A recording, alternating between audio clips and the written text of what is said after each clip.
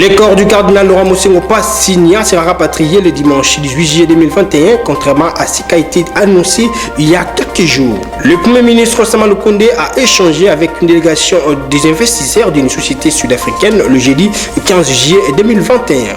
Une délégation gouvernementale composée de quelques ministres séjourne dans la province de la Tchopo dans le but de faire l'état des lieux des instituts supérieurs et universitaires dans cette province. Nouvelle session d'information à la télévision d'éducation. Mesdames et messieurs, bienvenue à toutes et à tous. Place au développement des titres. Les obsèques du cardinal Laurent Mosengo Passigna. Le corps sera rapatrié ce dimanche 18 juillet 2021, contrairement à ce qui a été annoncé il y a quelques jours. Une disparition peu brusque selon le chrétien catholique qui continue de témoigner sur la personne du cardinal Laurent Mosengo Passigna. Suivez ce reportage de nos stagiaires téléphasiques. La disparition du cardinal Laurent Mosengo Passigna laisse un grand vide non seulement pour les chrétiens catholiques, mais aussi une perte pour la nation. À Kinshasa, à la paroisse Saint-Gabriel de Kalamou et à la cathédrale Notre-Dame du Congo, les fidèles catholiques disent avoir perdu un grand homme de valeur. A marqué ngai mingi par rapport à l'existence naliwanae. A marqué nga naba makambo ebele. Et ya mingi penza na ko ba perte wani zaka perte ya église catholique te. Parce que là que ça biso ba Christ ko nzambe mutapesa ki biso na ye nzambe abotoli to ko nzambe biso nini donc on est là ka ba Christ na losambo kaka. Catholique ça vraiment touché pour la papa na biso. Il y a qui est mingi posa na ye et si la ki biso na route. Donc tu as toujours la posa peut te rencontrer toujours dans la posa. On a perdu quelqu'un vraiment de valeur. Et c'est la loi divine. Bouleversé par cette disparition du cardinal Mosengo, les prêtres de la paroisse Saint-François de Sales ainsi que de la résurrection à Limba Salongo parlent d'un coup dur inattendu. Cette nouvelle nous a bouleversés du côté humain, on doit se le dire, puisque c'était inopiné, inattendu. Inattendu, oui, mais aussi attendu, puisque la mort, c'est le pendant de l'homme. Tous, nous devons nous y préparer. Nous savons que nous sommes les passagers sur cette terre, mais cette mort ne nous a pas préparés, il faut le dire ainsi. En tout cas, c'est vraiment un coup pour nous, en voyant non seulement un papa impeccable qui nous a ordonné en 2015, la manière dont il nous a aimés, il connaissait par nos noms, il nous appelait chacun par son nom, et aujourd'hui il n'est plus. Nous avons reçu cette nouvelle. Ce n'était pas vraiment facile pour nous. Me rappelle ce qu'un journaliste disait une fois, il ne fallait pas que Mosengo soit zaïrois. À l'époque où nous étions zaïrois, il ne fallait pas qu'il soit zaïrois. Et cette intelligence-là, c'est une intelligence rare, une intelligence gaspillée. Il a fallu qu'il soit même un Américain ou un Européen, ou bien d'un même continent, ou bien d'un pays organisé. Voilà ce que j'ai retenu de cet homme-là. Donc c'est un grand homme. Le développement de la province du Sud Kivu était au centre de l'audience que le président du Sénat a accordé au gouverneur Tuyongwa Bidje et Kassi. C'est un programme qui a été validé et l'ordonnance présidentielle qu'on attendait a été publiée il y a une semaine. Ce processus va nous amener la paix dans notre province, mais il n'y a pas que la paix. Nous avons parlé des routes. L'honorable président du Sénat a insisté sur des routes principales qui relient Bukavu au territoire. Ici, il a été question de la route nationale numéro 2 qui relie Bukavu, Walungu, Mwenga.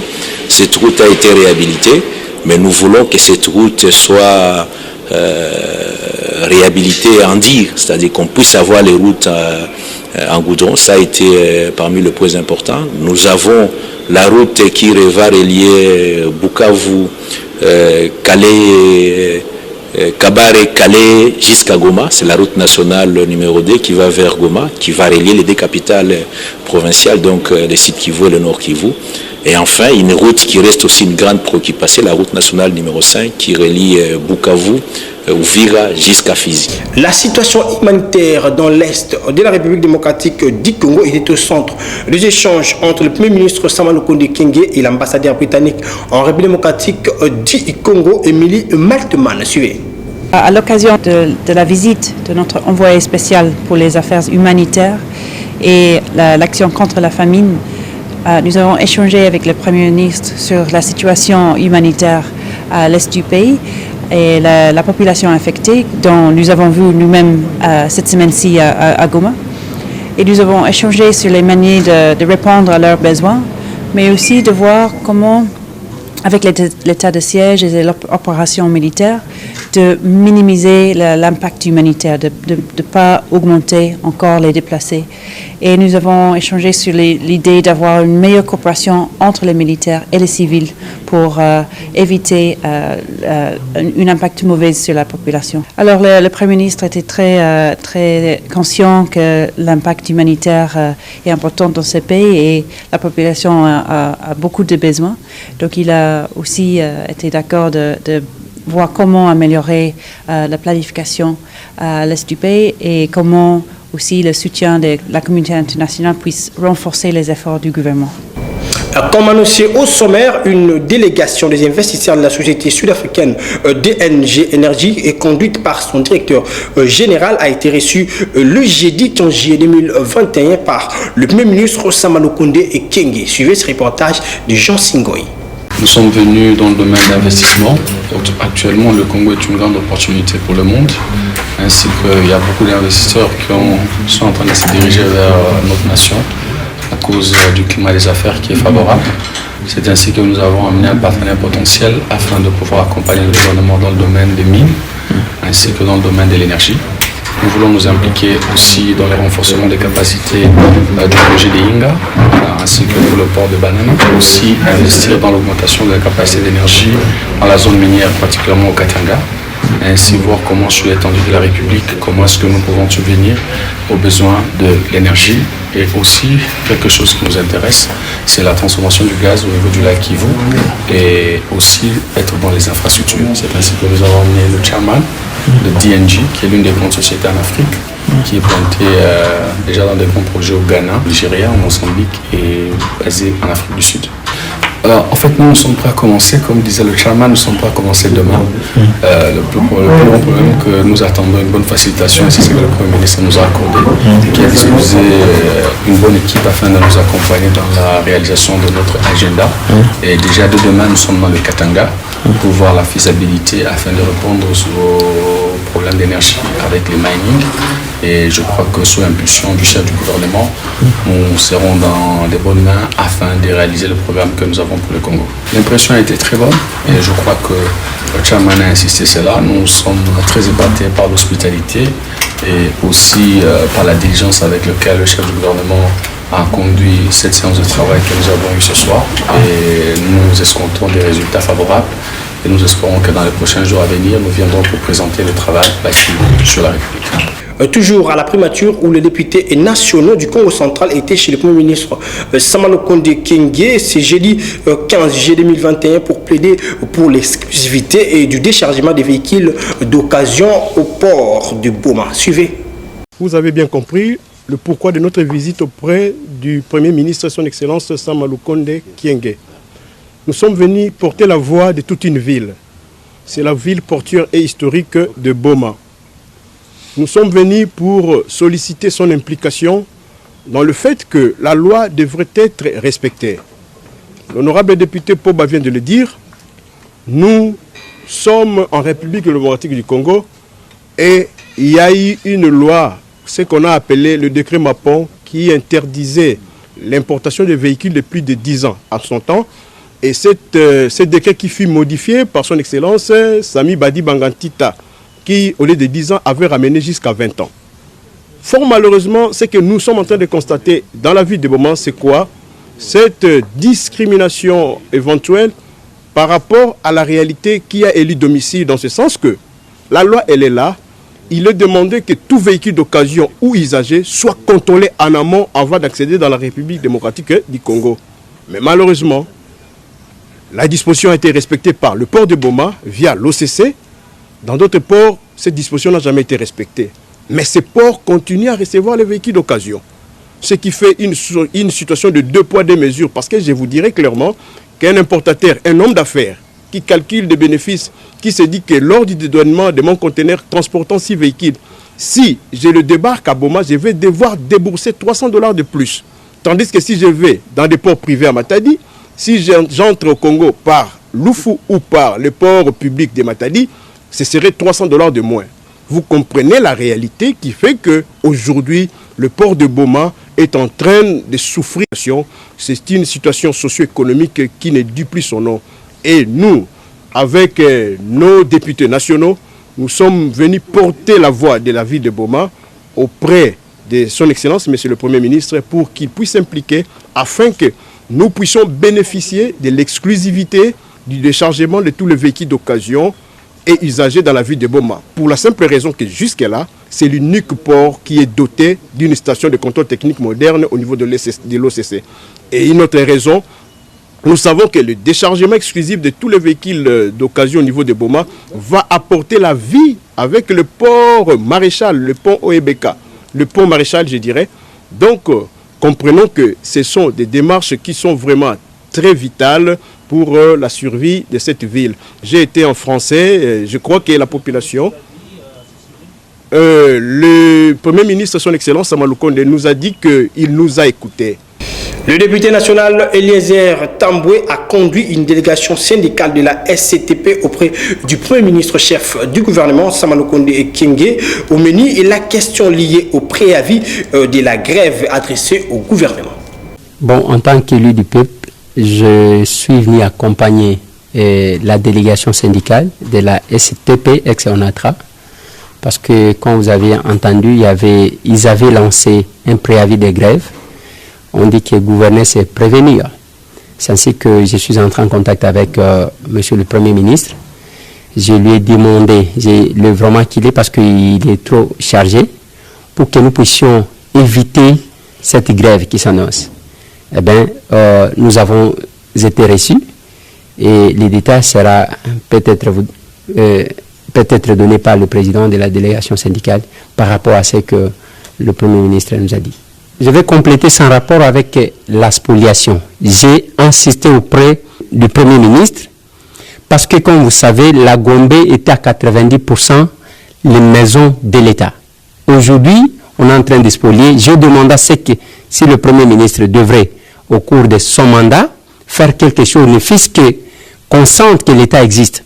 Ce n'est pas possible. Et j'ai aussi insisté sur la construction des stations que vous constatez, qui pilulent partout. Sinon, nous risquerons d'avoir Kinshasa en feu un jour. Comme je l'ai dit, gouverner, c'est prévenir. Nous venons d'être reçus par le Premier ministre. Et là, c'est conformément à notre préavis de grève adressé au gouvernement. Le premier point, c'était la situation, la créance de 2,7 millions était l'État congolais de la ICTP. Et cet argent va permettre de retraiter au moins 2711 agents. Cet argent va permettre d'équiper les ports de Matadi, port de Boma, port de Banana, réhabiliter les chemins de fer, réhabiliter les ports nationaux, c'est-à-dire les ports de Kinshasa, PTF, autres ports, axe Kinshasa, Kisangani, axe Kinshasa, Kasai, Sankour. Le Premier ministre nous a rassuré que dans un bref délai, une solution durable sera trouvée. Par rapport au deuxième port privé, l'intersyndical a insisté conformément aux deux grandes décisions lors de 46e et 52e réunion du Conseil des ministres, aussi bien par rapport au programme du gouvernement présenté adopté par l'Assemblée nationale, la suppression sans délai de tous les ports. Le Premier ministre nous a rassuré que nous, d'ici il va agir fort à attaque autorité et l'État congolais veillera à ce que les droits de la ICTP soient sécurisés. Et le troisième, c'était la spoliation. Vous savez que la plupart des spoliateurs sont les dirigeants de l'ancien régime, en complicité avec aussi certains dirigeants de la ICTP. Mais toutes les dispositions seront prises pour que désormais la ICTP récupère toutes ces maisons. Changeons de chapitre à présent. Une délégation gouvernementale composée des ministres de l'enseignement supérieur et universitaire et de l'agriculture ainsi que celui de la recherche scientifique et innovation technologique séjourne depuis le jeudi 15 juillet 2021 à la province de la Tchoupo. Question de faire l'état des lieux des universités et instituts supérieurs de ce coin de la République démocratique du Congo. À leur arrivée à Kisangani, ces 3 membres du gouvernement Sama Lukonde ont rencontré le gouverneur. L'USIPA a commémoré ce vendredi 16 juillet 2021 à Kinshasa l'élan 1 de la disparition de son directeur général Martin Ekanda. Suivez ce reportage de nos stagiaires de l'USIPA. Jour pour jour, une année s'est écoulée depuis que le directeur général de l'Institut supérieur d'informatique, programmation et analyse, Martin Ekanda, a rejoint la terre de ses ancêtres. C'est ainsi que le corps académique de cet établissement a commémoré ce vendredi 16 juillet l'élan 1 de sa disparition. Dans ce mot, le secrétaire général administratif a apprécié la volonté de celui-ci à œuvrer pour le bien-être de l'éducation. Aujourd'hui, le plus important, c'est l'héritage qu'il a laissé à cette génération qui doit calquer son image, ce qu'il a vécu, tout ce qu'il a surmonté comme obstacle. Vous savez que le PDG Martin Ekanda, c'était un personnage qui a connu un parcours atypique. Il a été étudiant à l'université de Kinshasa, à la Polytechnique. Il a connu un accident mortel et il s'en est sorti. Et cela a laissé des traces indélébiles sur son physique. Vous savez qu'il a été frappé. Et cela ne l'a pas empêché de pouvoir développer les capacités intellectuelles qu'il avait. Et c'est ce qui l'a même conduit, après ses études, à revenir au pays, travailler pour le compte de la présidence, et finalement fonder ISIPA en 1975 pour transmettre justement la connaissance qu'il a acquise à l'étranger à la jeunesse congolaise. Pour rappel, c'est depuis le 16 juillet 2020 que Martin Ekanda avait été arraché brutalement à l'affection de ses proches, dont de nombreux acteurs appréciaient ses qualités et son mode de vie. En Ituri, plusieurs déplacés de la région continuent à regagner leurs localités respectives et c'est grâce à la restauration de la paix dans cette partie de la République démocratique du Congo. Nomi Katako pour plus de précisions. En croire le porte-parole chargé des opérations en Ituri, le lieutenant Gilles Ngongo, le retour de ces Congolais dans leur milieu d'origine est facilité par les forces armées de la République démocratique du Congo.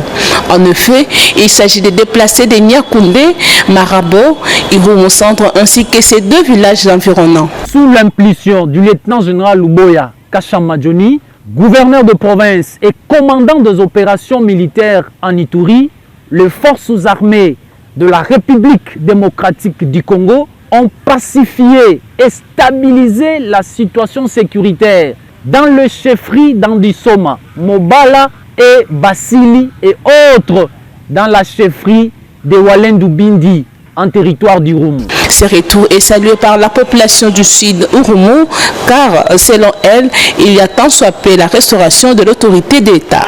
Soucié de voir sa population de village d'Irumu, Marabo ainsi que de Nyakoundé de retourner et dormir sur ses 2 oreilles, le gouverneur militaire, le lieutenant général Luboya, a mis le moyen logistique militaire afin d'embarquer et d'accompagner les déplacés dans leur milieu d'origine. Nous disons que jusqu'ici, le fait final recherché dans ces opérations est atteint. Il faut noter que depuis sa nomination par le chef de l'État, Félix-Antoine Tshisekedi Tshilombo, dans le cadre de l'état de siège, le gouverneur militaire, le lieutenant général Luboya Kashamadjoni, ne joue que pour la pacification de cette partie de la République. La situation humanitaire serait catastrophique dans la province de l'Ituri. Cela fait près de 9 mois que ces déplacés n'ont pas reçu d'assistance humanitaire. Suivez ce reportage. C'est une désolation humanitaire en province de l'Ituri.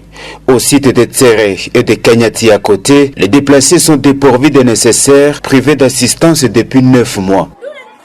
Dans sa case faite de briques et broc, Madame Ngave prépare du sombé sans huile.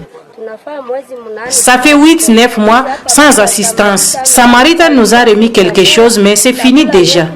Et le gouvernement pense quoi finalement?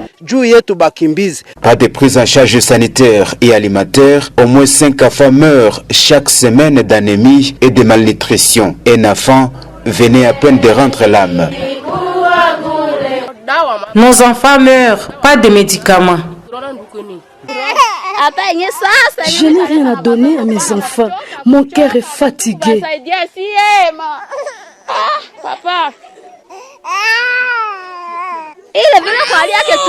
Mon enfant pleure, il a faim.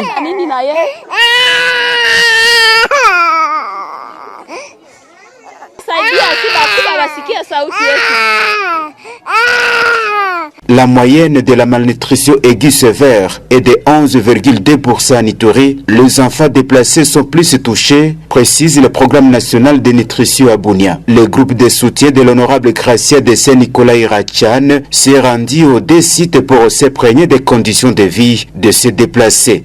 Le constat est très amer. Je vous dis, la situation est catastrophique. Ils vivent très mal.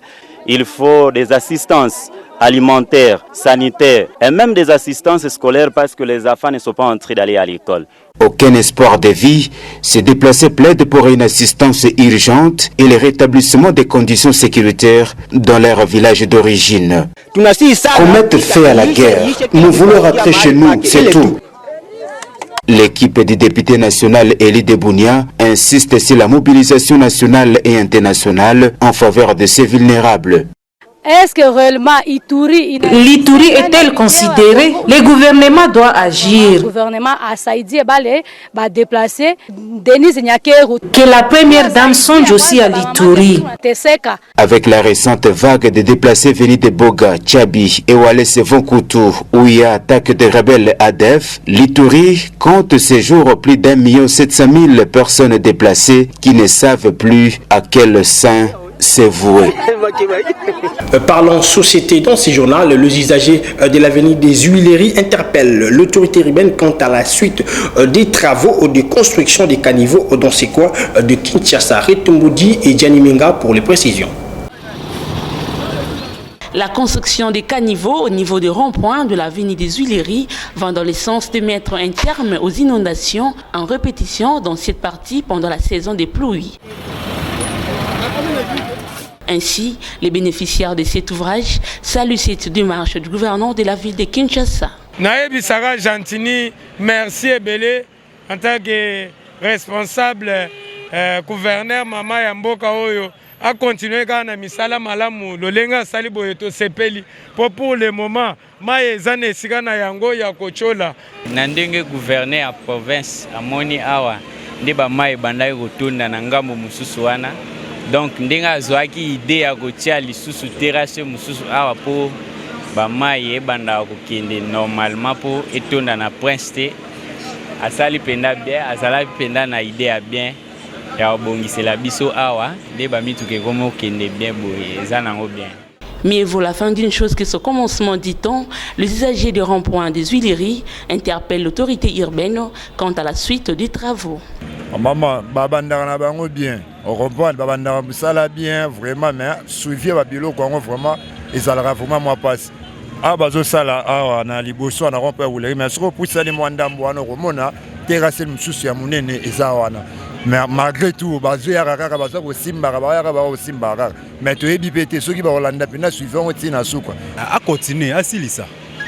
Asilisa. Souci na biso asilisa de façon que nzela ezala ouvert, surtout za na facilité ya normal. Pour rappel, c'est dans les soucis de lutter contre les inondations sur l'avenue des Huileries que le gouverneur de la ville avait lancé les travaux de construction de ces caniveaux. Et puis les motocyclistes exerçant les tronçons Matadi Kibala dans la commune de Mungafula dénoncent les tracasseries dont ils sont victimes. Ce dernier invite le vice-ministre de l'Intérieur à faire un tour dans cette partie de Kinshasa pour comprendre les réalités du terrain. Sur ce reportage, et Jonathan Kouyabia Zegbe.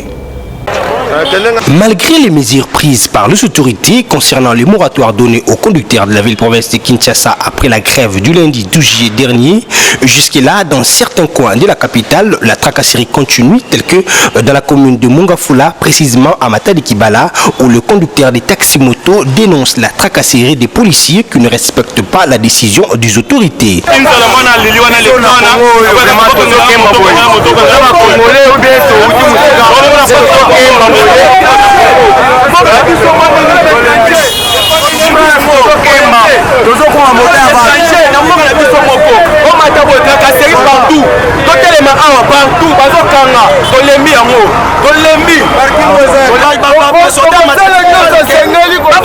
kanga bato moto polisi akanisa la tonga na muki areko kanga risque kabo dans l'opération quoi akangi moto ya one toni na bureau salaire yonde journaliste na bureau policier oza salaire muninga za salaire te ya bale ki mapasi ala ba quartier ba kuluna ba circuler ba kote sa musama la muna kata ba quartier balanda ba kuluna pour pas sécuriser biso ba bien na biso les policiers a vraiment danger public. Il faut rappeler que le vice-premier ministre de l'Intérieur avait donné un moratoire d'une semaine aux conducteurs automobilistes afin de se conformer avec le document.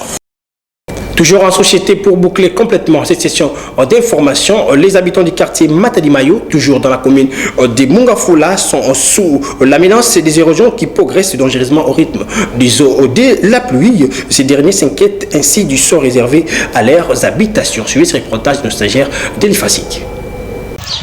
Ces illustrations démontrent que les habitants du quartier Matadi-Mayo dans la commune de Mungafula éprouvent depuis un temps relativement long le problème des érosions. Ces érosions pendant la saison de pluie emportent les habitations et laissent ainsi derrière elles le désolation au sein de nombreuses familles. C'est ainsi que les habitants de ces coins de Kinshasa interpellent les autorités en vue de prendre des mesures pouvant barrer la route à ces phénomènes. Ça fait plus ou moins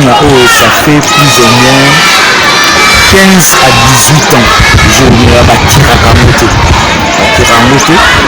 érosion et Zoya, c'est que Kali n'a pas dit dans la boue, appelle la droite, ça n'a pas la érosion Zoya boue. De fait, petit awa, quartier Soya Matadima, on a conscience que tout est ok. Mais but au bâtira, on est besoin de mon aoye, il va communiquer que tirer boue, et ça n'a pas propre moyen, il y a des individus. L'autorité communale de Benga Bango, le pôle à Bourgognès, va se manifester. Dans la Liboulot, 20 ans. Et là, on va faire les actes. Nous avons fait un article na bana na zali veve. Article na bana et là, on a si on a roulé na bango wash. Nous avons nyonse kenda na article ka bongo. Sikoyo leta ozomona biso te papa chichi sunga biso po tozana place ya kokendeke tozana mbongo te mibali bakofa 20 ans ya libulu oyo baninga na biso misusu basi bakufa bakenda bakwea bemension ba AVC sala bango mpona ntina na libulu eka alors tozoyeba te nini tosala. Le cri d'alarme de cette population doivent à tout prix trouver des réponses favorables, d'autant plus que la saison de pluie approche. Mesdames et messieurs, fin de cette session d'information, en tout d'abord rappelons les titres. Le corps du cardinal Laurent Mosengo Passigna sera rapatrié le dimanche 18 juillet 2021, contrairement à ce qui a été annoncé il y a quelques jours. Le Premier ministre Sama Lukonde a échangé avec une délégation des investisseurs d'une société sud-africaine le jeudi 15 juillet 2021. Une délégation gouvernementale composée de quelques ministres séjourne dans la province de la Tchopo dans le but de faire l'état des lieux des instituts supérieurs et universitaires dans cette province. C'est ici que prend fin cette session d'information. Si vous avez aimé, dites merci à Junior Tondele qui a assuré complètement cette édition, assistée techniquement par Laetitia Maluta et Guilain Mayamba. Prenez soin de vous car chaque jour est une vie. Au revoir.